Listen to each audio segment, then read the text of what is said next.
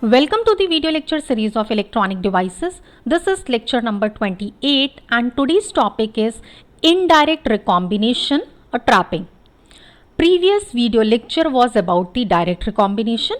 If you have missed it, you must go through it because indirect recombination is more or less related to the direct one.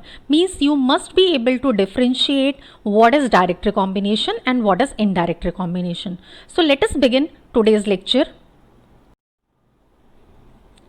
In column 4 semiconductors and in some of the compound semiconductors, the probability of direct electron hole recombination is very small, and there is some band gap light given off by the materials like silicon and germanium during the recombination. But this radiation is very weak and this may be detected only by the sensitive equipment. So the majority of recombination events in indirect material occurs via the recombination levels within the band gap, and the resulting energy loss by recombining electrons is usually given up to the lattice as heat rather than by the emission of photons. So this particular point is very important in the case of the indirect recombination.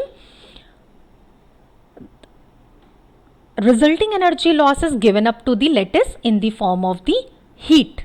So you must note it down over here.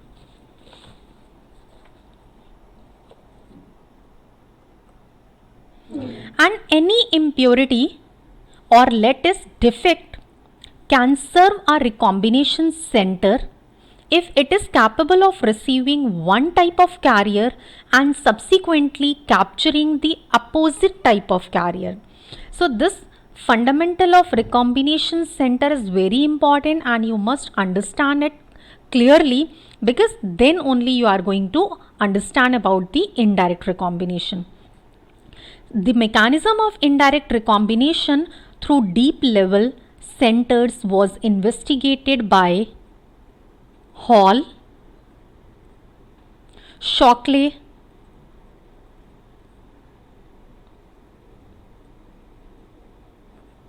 and Reed.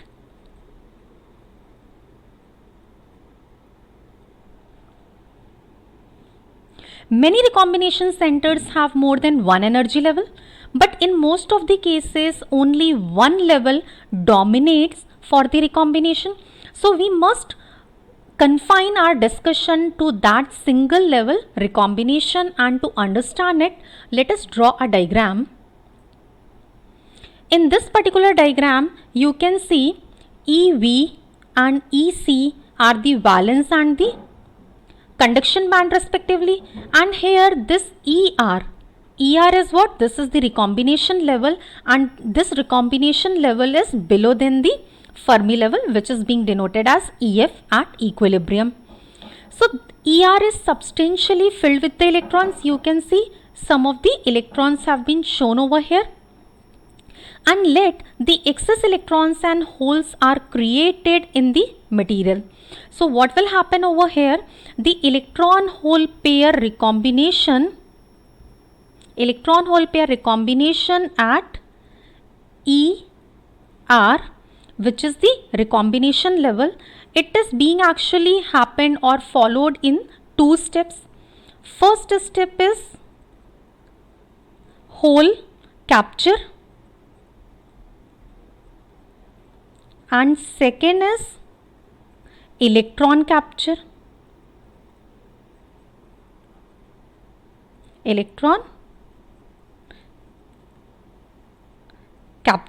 Both of these terms are very important. So what is hole capture? In the hole capture process, an electron at ER falls to the valence band, and this leaves an empty state in the recombination level, and in hole capture the energy is given up to the lattice. While in the case of the electron capture, what will happen? In the electron capture process, a conduction band electron is subsequently falls to the empty state of the recombination level, ER, and in this case also energy is given to the lattice. So what will happen in both of these cases, energy will be given to the lattice, and when both events occurred, the recombination center returns back to its original value. What will happen? There is a generation of electron hole pair, then this recombination center returns back to its original value, which is filled with the electrons.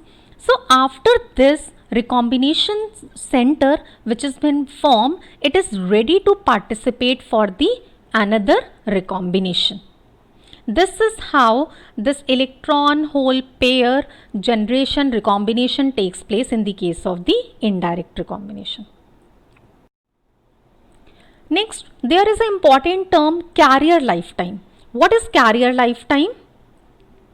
The carrier lifetime resulting from indirect recombination is more complicated than in the case of the direct recombination.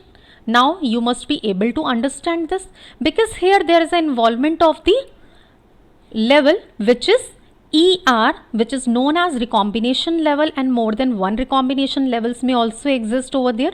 So here this particular process is more complicated, and the reason behind is unequal times required for capturing each type of carrier. It's not necessary that there is an equal time distribution among the electrons and holes like capturing. So because of the unequal times, it varies. So this particular process delays the recombination because another carrier must be captured again, and then only the recombination will be completed. There is one more term which is temporary trapping. What is this particular temporary trapping? When a carrier is trapped temporarily at the center and then re-excited without recombination, then that particular process is known as temporary trapping. Means there is no perfect state, final state in between, and then only from the intermediate stage it is being re-excited. What is trap? Trap is actually a center in which after capture of one type of carrier, the next most probable event is re-excited. That is the trap. However, if the most probable next event is capture of the opposite type of carriers, it is known as recombination center. Means if after the electron excitement, if there is a like event which is being related to the hole, then that particular center is known as recombination center. So these are the important points. Moving ahead, the effect of recombination and trapping can be measured by a photoconductive decay experiment. What is this particular experiment? Let us draw a experimental arrangement for this. Here you can see this particular apparatus, it consists of a flash generator, and flash generator is a source of short pulses of light like this way. It consists of filter as well. It consists of sample, and oscilloscope is also being used. The purpose of using oscilloscope is for displaying the sample voltage. So when the sample resistance is being changed, then what will happen? Voltage across the oscilloscope will also vary. This particular voltage will vary. And the basic principle involved in this type of experiment is that time dependence of carrier concentration. And this time dependence of carrier concentrations can be monitored by recording the sample resistance as a function of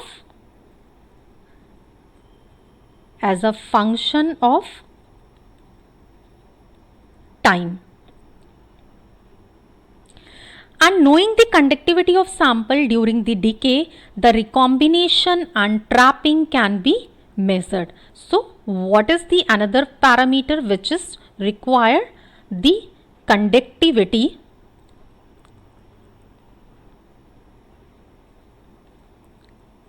of sample. Conductivity of sample during decay. And photoconductivity is actually, it is used to estimate the recombination or trapping effect. And the conductivity of sample during the decay can be written by this expression. Q is the charge, NT concentration for the electrons at any instant of time, mu n its mobility, plus PT concentration of holes into mu p. So this is how the conductivity of the sample can be estimated and evaluated during the decay. So this is all about the indirect recombination. Topic for the next class is steady state carrier generation, quasi-Fermi levels. Thank you so much for watching this video.